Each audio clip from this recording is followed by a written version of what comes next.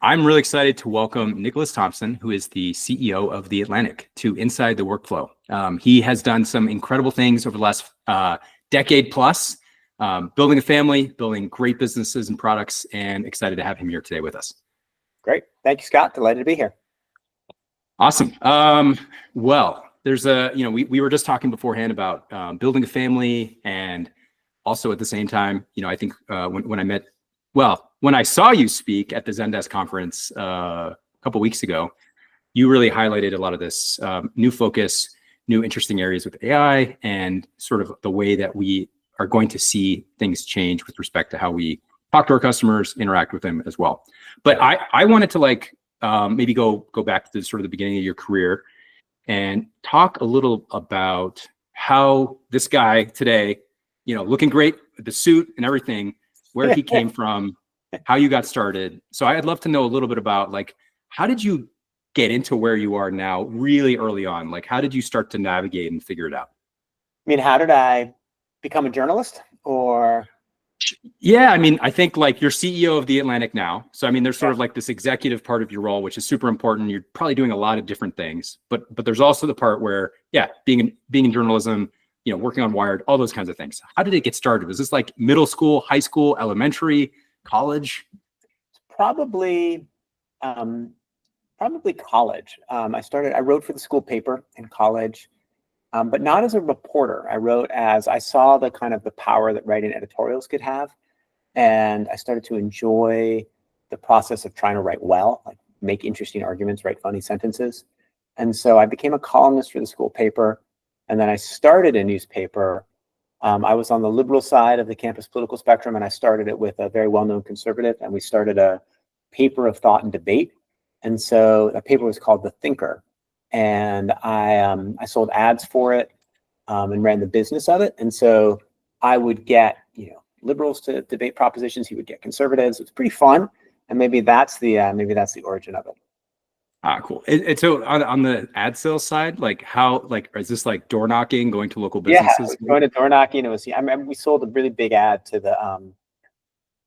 We sold ads to the two ads I remember selling. One, we sold a big one to the campus, sweatshirt store, and then we sold ads to a sperm bank that wanted to advertise. So you nice. Sell ads where you can sell ads. Yeah, absolutely. And can you think, when you think back about some of those early experiences with these sort of different folks debating, writing these opinion articles, did you ever have ones where you either really regretted them or you were deeply excited about one specific product that you the result of that work that you put together, where you look back and you're like, this one was amazing, I loved it, or I hate this one, this was embarrassing even to this day? I think of the issues of that magazine, I'm pretty proud of all of them. There were certainly a lot of political views that I held back then that I argued for strongly that turned out to be wildly wrong. I spent a lot of my senior year in college organizing a campaign on campus and nationally to try to get the university to divest from companies that were doing business in Burma. And the logic was to penalize the dictatorship and to bring Aung San Suu Kyi, who was then the leading dissident. She was under house arrest at the time, and the sanctions are a relatively ineffective tool. Divestment is a relatively ineffective tool. And then when Aung San Suu Kyi became leader of Burma, she turned out to not be particularly good. So I'm not sure whether we got that one right. It seems like one of the things I don't know if nervous or also fascinated by the career path that you've had is that in order to be successful, you have to have this willingness to have opinions and thoughts that could definitely be bad. Is there part of you that's really stubborn or flexible or okay with being embarrassed? I'm fairly okay with being embarrassed. I'm fairly okay with changing opinions. I'm very okay with debate. I've had, my political views have varied a lot. My opinions on different issues have varied a lot. There are, many things that are core and stable, other things that have changed. I think that probably helps. The whole point of being a journalist is that you want to learn, you want to meet people, you want to learn new ideas, you want to learn new things. And so if you're someone who likes sort of learning information across a variety of fields and likes challenging your own assumptions, it's a great field to be in. And I do think that my position at the Thinker, which is what it was, that publication back at Stanford in the 90s, was actually a pretty good model for the Atlantic, where the Atlantic, we publish people. If you agree, no one agrees with everything in the Atlantic because our writers disagree with each other. So Right. That was a good predecessor for this. On that note, I'm curious too. So I guess there's two different things. So one, I think I would imagine most people don't have any idea how an article gets put together. And, I'm sure there's tons of books and movies, but can you talk a little bit about some of the behind the scenes, the sausage making, so to speak? Yeah. Well, so at the Atlantic, I'm the CEO, so I don't oversee the editorial side, but obviously I spent my previous job as the editor of Wired. Before then, I ran the digital newsroom at the New Yorker.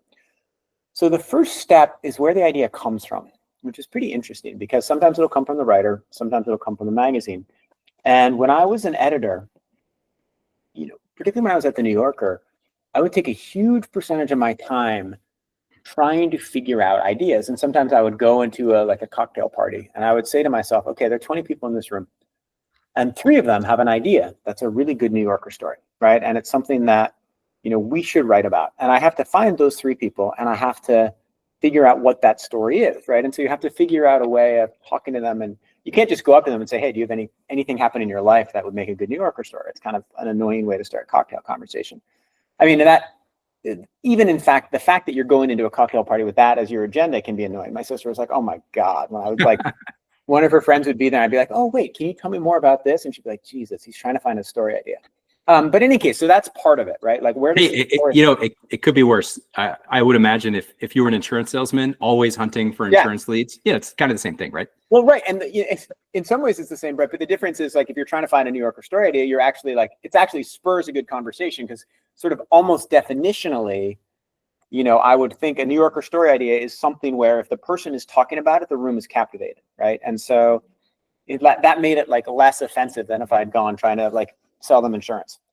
So that's part one. You get the idea that the editor gets it, the magazine gets it, the writer gets it. Then it gets assigned, and then the writer goes out and tries to report it, right? And tries to find all the details and interview everybody who knows something about it. And this all depends on the time frame. If it's a story that has to run in 4 hours, you do it very quickly. If it's a story that can run in 4 months, you do it very slowly.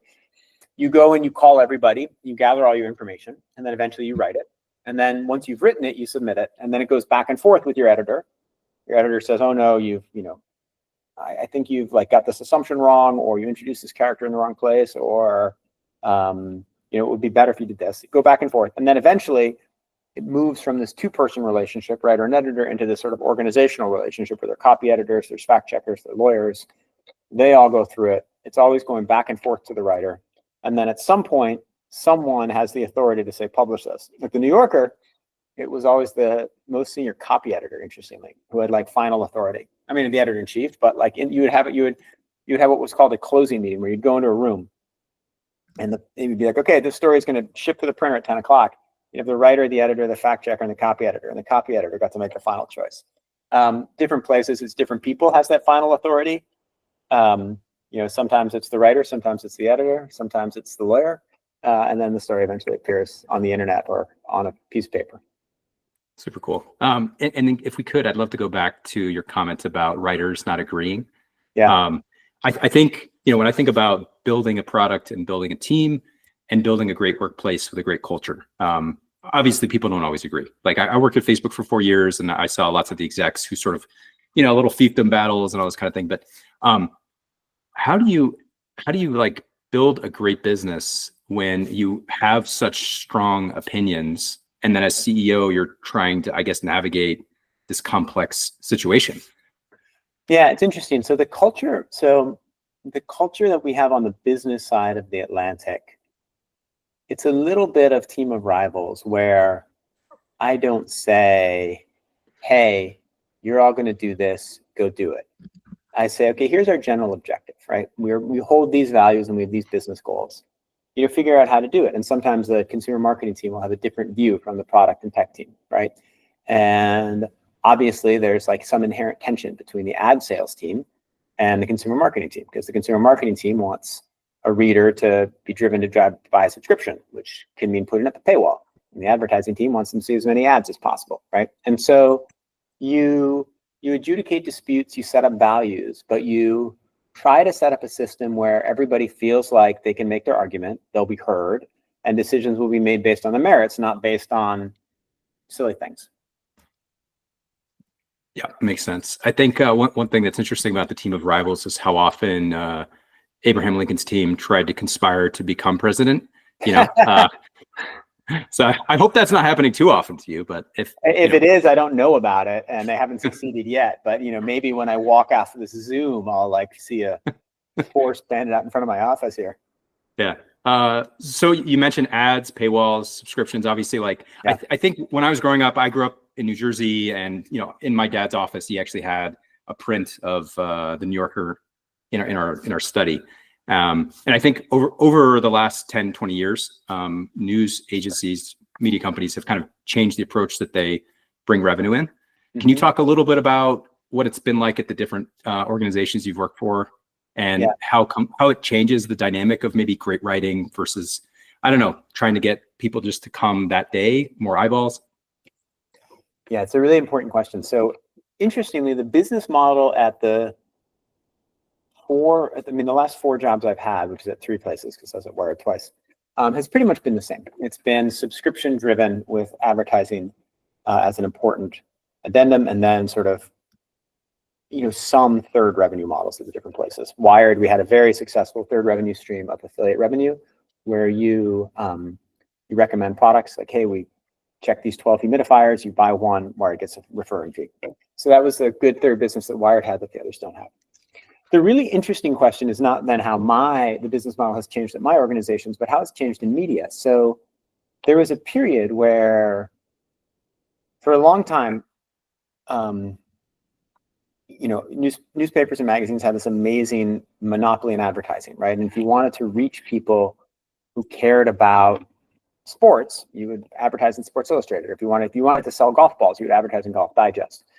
Facebook and Google came around, they built this better ad product, and suddenly you could reach people who want to buy golf balls by just targeting their interests on Facebook. And so that kind of ad business started to collapse. And at the same time, classified ads, which are hugely powerful for local newspapers, those collapsed and went to Craigslist. So the business model was kind of cut apart. So then there was this period where all these new media startups came up, venture-backed, and they used the sort of brilliant analysis of social media to get tons and tons of traffic and tons of readers. And they served, that ad network sales, they sold some direct sold advertisements, and it was fabulous for a short period of time. And then the social networks pulled back. And so now all the local newspapers have been screwed and their business is kaput. And all these new media startups are now screwed because social media no longer sends as much traffic and they've built up all this debt. And so they're all screwed. And so we now move into this period right now where the publications that are succeeding the most tend to be ones that have built deep relationships with their readers, subscription-based relationships. They're not dependent on the social media platforms, and they have thriving subscription businesses, which fortunately the Atlantic does, the New Yorker does, and Wired does. And so, our advertising, our revenue mix right now is primarily subscriptions. We get, it'll be about 40% of our revenue from advertising, and then the 60% from subscriptions, and the subscription part growing most rapidly. That's awesome. That's such a great background. Thank you. I think one of the things that I do as CEO, and I'm definitely curious how you kind of approach it, but I have all these different mechanisms to collect customer and user feedback. We have NPS, we have customer emails, cancellations for subscriptions. And, I probably spend a few hours a week trying to read all of it or use AI to summarize it and help, it's a lot, right? So in your case, like you're not only trying to increase the number of subscriptions, you're trying to have great writers. Like, how are you thinking about building a great product and at the same time building a great business? Because I think sometimes it can be tough. Like sometimes maybe the content that you're putting out, you're really excited about, but it doesn't quite hit or keep people retained in the way maybe that you want. Is that a complex way to think about it? We have a very simple way of thinking about it, which is maybe not the best for the business, which is the journalists write whatever the hell they want, right? And they don't tell us what they're going to write, and we can't tell them what they should write. And so we then it's a very strange it's like, I don't know, like you're selling like pots and pans, and you hire a bunch of people to design the pots and pans, and then you like go and sell it and build the store, right? Like you just take whatever they've designed, and like if they've designed it with like, they're not flame resistant or they're 3 handles, like you just figure out how to sell it. So all that journalism comes first. So, and it does create complexities, right? Because there's certain kinds of journalism that is much easier to monetize, right? If I'm trying to sell an ad, if you write a story about, here's some innovative, solutions to climate change, I can sell a lot of ads against that story, right? If you write a story about like, hey, here are some details from, this prison in El Salvador, like who wants to buy an ad against that, right? And so, but the journalists write whatever they want to write, and then we figure out how to sell it. So it's a very strange, it's a unique dynamic. But it works much better at other publications. Sometimes the business side will say, hey, why don't you like write more of these stories, or why don't you do a little bit of this, or like, sure, it would be really helpful for us if you did this. And then the journalism gets corrupted and nobody trusts it. So, our currency is trust, and one of the ways we maintain trust is that I never meddle in the core part of the product. I can't imagine how hard that must be. I mean, are you the kind of person who is just like you've been able to sort of be okay with it? Totally. No, and also because I like it. I refresh the Atlantic site, and every now and then there'll be a story, trashing someone I'm like about to make an ad deal with, and I'm like, oh well, we just kind of laugh. Fair enough. Okay, I love that phrase, by the way. Currency is trust. Yeah.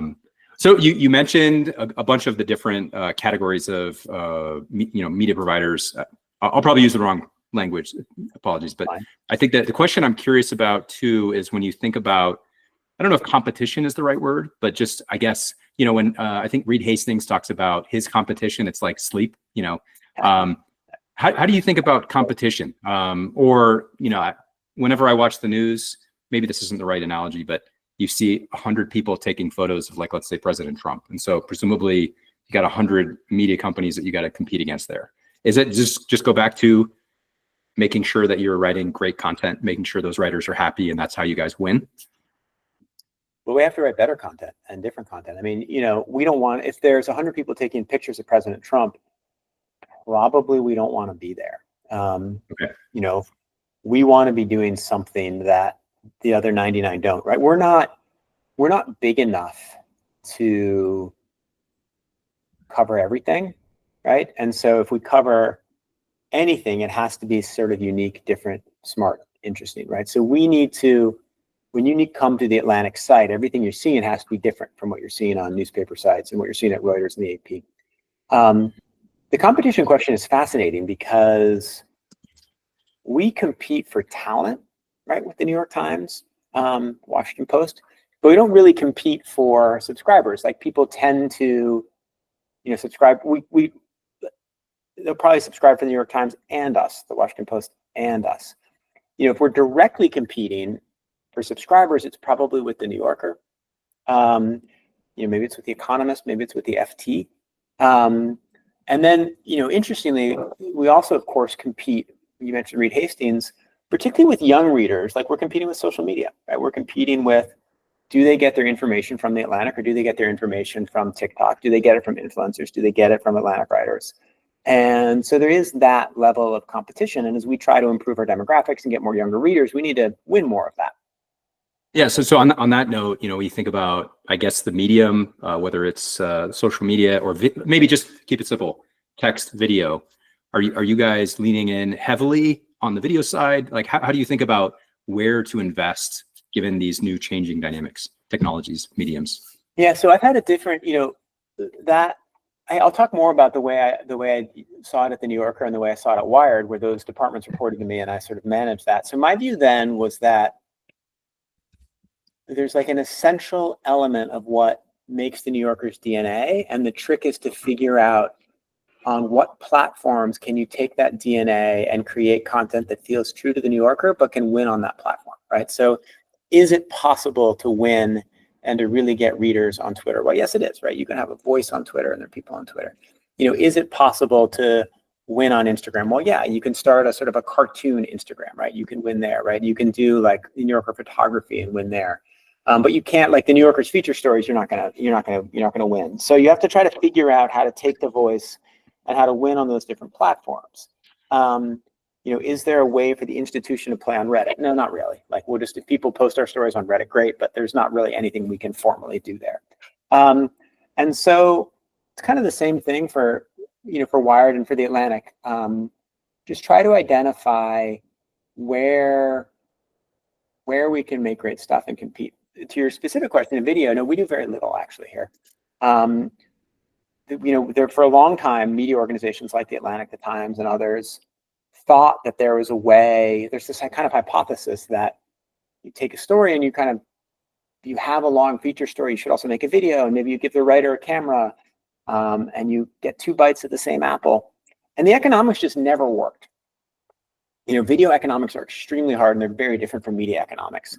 And very few people were able to do that in a way that was cost effective and brand enhancing. So I would love for us to have a creative video strategy. At Wired, we did have a very good video strategy where we figured out how to make repeatable YouTube series, right? Wired autocomplete, right? Where it's kind of like you bring celebrities, you put celebrities against, while they're on some kind of a junket, you ask them questions, you tie it into Google, it feels techie, or you get somebody to do like almost impossible tricks. Like we basically figured out how to succeed on YouTube with things that felt like Wired.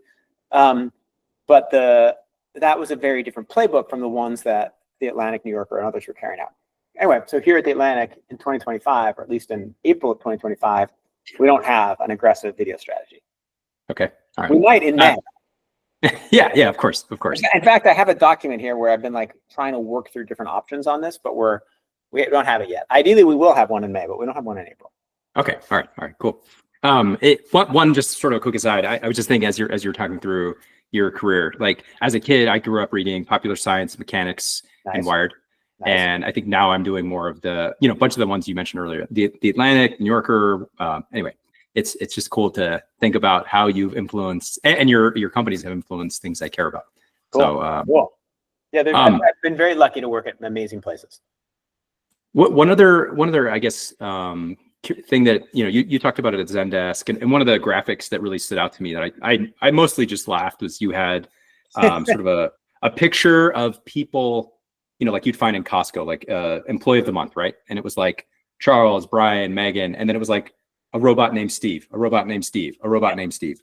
So the question is less about robots, but I'm curious, like what is AI and how does it influence your team, your writers, your business?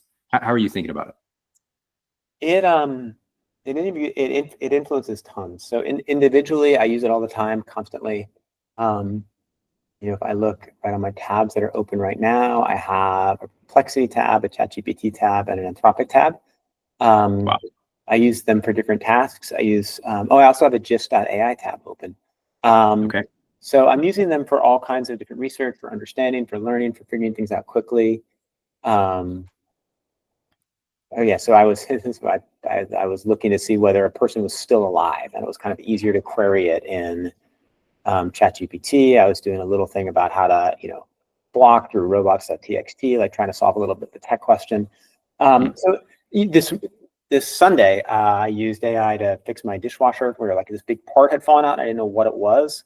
I just took a photograph of it. I was like, where does this part go in a dishwasher? It told me I reassembled it and everything's great. My wife was like, wait, how did you do that? I was like, magic. So I use AI all the time just to be better at what I do. But it's terrifying for journalists, and it's terrifying for journalism because, it does what we do. It writes, it thinks, it synthesizes. And so one of my central goals is to figure out how to make The Atlantic maximally resilient. And so how do you create a publication that is resilient to the forces that will change the way the web is structured and the way people consume news? How do you create news that is least likely to be replicated by all these chatbots I have open? Right? Clearly, if you have reporting, if you are presenting facts that have never been presented before, you can't be outcompeted by a chatbot. If you are summarizing stuff that has been presented before, you can be competed. So figuring out how to make the journalism maximally resilient, the business maximally resilient, and then how to use it most effectively, both on the editorial side and the business side. So it's thinking through those different questions is a key part of my job. Okay. Yeah, I think slightly different area, but I use LinkedIn regularly, and one of the things I've really noticed is some folks know how to write, and some folks know how to use ChatGPT to get them to, to get something that they can publish. And I think right now, in many cases, it seems so very obvious that, that post is written, and sort of like this AI slop exists everywhere. But I can't remember if it was you, maybe it was another speaker at that conference, but they talked about they're working on a book, and they kind of have a number of different writers that they have loved, and they're trying to sort of bring those authors and their styles in, but also to make sure that, back to your point about having like a moat being different, making sure that your voice shines through rather than ChatGPT's. Yeah, I never use ChatGPT to write, and I don't do that. I'm writing a book about running. I don't use ChatGPT to write any of it. I use it to help me research and understand stuff. I don't use it to write because A, it's bad. It's many things, but it's bad at writing. B, there's kind of a legal question, right? If ChatGPT writes something for you, who owns the rights to it, right? Does ChatGPT, does Microsoft, does, I don't know, like, and you could, like, if The Atlantic published something written by ChatGPT, like, what happens to the rights? And then there's kind of a fight about whether it's ethical or not, right? The role of I use these bots all the time, but they were also created by stealing our content. And praise be to OpenAI, where we have a deal with them where they've paid to license it, but the other bots, the other companies have not. So it's a very fraught dynamic in writing. To the point you mentioned, I do think that one of the ways you can get it to write and think better is to give it examples and to say, hey, I really like the way so and so thinks through things. Like, help me think through it in the way they might. I think that's a useful kind of prompt. Right, absolutely. Well, I have maybe two other quick questions to kind of wrap up, but I think one of them is more just, you've been a successful guy. I think there's a lot of people who are early in their careers and they're just trying to figure out. And sometimes it's like, I don't know the template, I don't know the playbook, I don't know where to get started. And when you kind of look back on yours, it's been awesome. You continue to do great things. I know it's hard, but how do you feel when you meet someone that's trying to get started in their career? What kind of advice do you typically like to give? Well, it's funny you should ask me that. So this morning, I used to be on the board of the Stanford Daily. I was an undergraduate at Stanford, loved that place. And this woman who'd been editor when I was on the board came by, and she's just finishing up a fellowship at the New York Times, and she's trying to figure out what to do next. And so we talked about some of the trade-offs, right? Should you be a freelancer? Should you work for a company? Should you work for a local newspaper? Should you leave New York? Should you be in New York? And my view is, in general, I favor, when you're young, going to the institution where you will meet the best people and build the best network and have the best mentors. I favor being extremely ambitious, right? And going to wherever you think you can do the most work and the most exciting work, and really pushing it. When I was young, I made some mistakes, not joining institutions, maybe believing in myself a little more than I should have, and thinking that I could just make it all on my own as a freelancer. And then the other thing I pointed out is, like, journalism is, like, there are a lot of things that are hard about journalism, right? Our future is totally uncertain as a profession. But one thing that is great is that it's extremely meritocratic. And if you have a good story, like, someone can judge it, right? If you're a good doctor, like, it's kind of hard to judge, right? Like, you go in and you take a test, and you can, like, you've gone to a good med school, or like you're a good, but if you're a good journalist, you wrote a story and someone can read it, right? And that story is good. And so it's actually a really good profession for ambitious young people. So she and I talked about all of that. I think one key lesson that I'm just going to reiterate this point because it's important.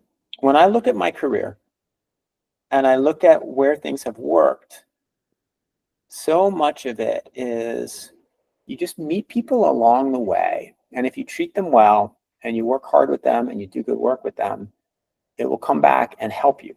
And so I sometimes give an example of my friend Brendan, a guy named Brendan Kerner. And the first job I ever had was at the Washington Monthly. And I edited a book review of his, and he thought I did a good job editing it. Like, I put a lot of time and attention to it. And he got hired as a fellow at New America Foundation. So he then recommended me to them. He's like, hey, this guy's a good editor. So I got hired there. Then he sold a book to Penguin Random House to an editor, recommended me to them. Eventually, he got hired at Wired. He recommended me as a senior editor. I then got hired there. Then I got hired at the New Yorker, and so I got him writing for us at the New Yorker. Like, so our lives just kept crossing where I liked working with him, he liked working with me. As we each moved up, we helped each other. And not just because of some network or friendship, but because we like knew each other. And so the point of that story, and I could tell that story with like 8 other people, is that if you do good work with people, like their careers, they will go to interesting places. They will hire you, right? Like the people I have here at the Atlantic, some of them are people here who were here when I took the job and came in, thought they were awesome. And a whole bunch of them are folks I'd worked with. I worked with at Wired. I served on a board with. I worked with at an old startup. So I worked with at the New Yorker. So you bring in, you work really. Everybody you're working with eventually there will be another moment where your life intersects, and just remember that. I think that's great. Maybe just the last question. Like you guys, the Atlantic has been at the center of a lot of news lately. Yeah. And I think one of the things that really fascinates me in, there's been a number of movies about journalism where there's sort of like, I think you described it as the closing meeting. There's that like sort of final moment where everyone's coming together, and they're kind of like, are we going to run this? Are we going to ship this? And in this case, it's the conversation that happened on Signal, but you're the CEO. I don't know, is the copywriter still the final word? I doubt it. But so as CEO, like, are you the final person when these significant articles come out? How does that work? No. So the Signal one is a classic example. So Jeff Goldberg is the editor-in-chief. He and I talk all the time. And I knew that something was coming, but I didn't know what it was, and they, church and state rules. Like they don't, obviously we have to, like, it was a story of a magnitude where, I run the legal team, I run the cybersecurity team, right? I run the product and engineering team, we're in charge of the servers, right? So you have to coordinate if there's a big story, but I didn't know what the story was. And so a few days before the story ran, I called him up and I said, Jeff, I don't know what this story is about and I don't want to know, but whatever it is, you should run it, right? And like, I will not block it and I will not complain. And if it's like, if the story brings brings consequences that are negative to the Atlantic, like, I trust your judgment, I trust you do it. And so that was the conversation we had. He said, thanks, not going to tell you what the story is. And then, and then he ran, and then, story did pretty well. It did. And actually just a quick addendum on I guess on this thought, but we've talked a number of different times where you have the writers who basically build the product however they want, and then they go out and sell it, and you kind of hope. You've got your editor-in-chief who isn't going to tell you about the story. It seems like there's a lot of things sort of maybe out of your control, so to speak. How do you stay like reasonably calm and chill throughout what feels like a chaotic kind of process, at least to me? Yeah, it is chaotic, and it is like you could tell that there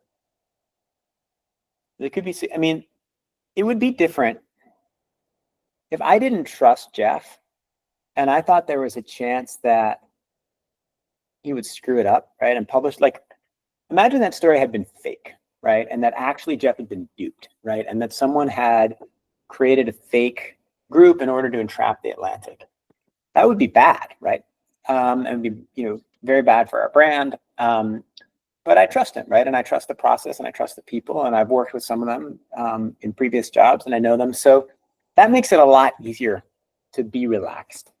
The fact that the coverage has been so great makes it easier to be relaxed. And then, there's plenty of other stuff to do on this side of the house. So, I've got so many things to worry about, like with the product and engineering and the consumer marketing team. So, at some point things will go wrong, but, it's been 4 years and 3 months and everything's been great. So just keep the streak going. Amazing. All right, man. Hey, thank you so much for joining us on this podcast. And thanks for inviting me on. It's great to talk. I'm so glad you saw the Zendesk thing and like this, and it was really fun to talk through all this.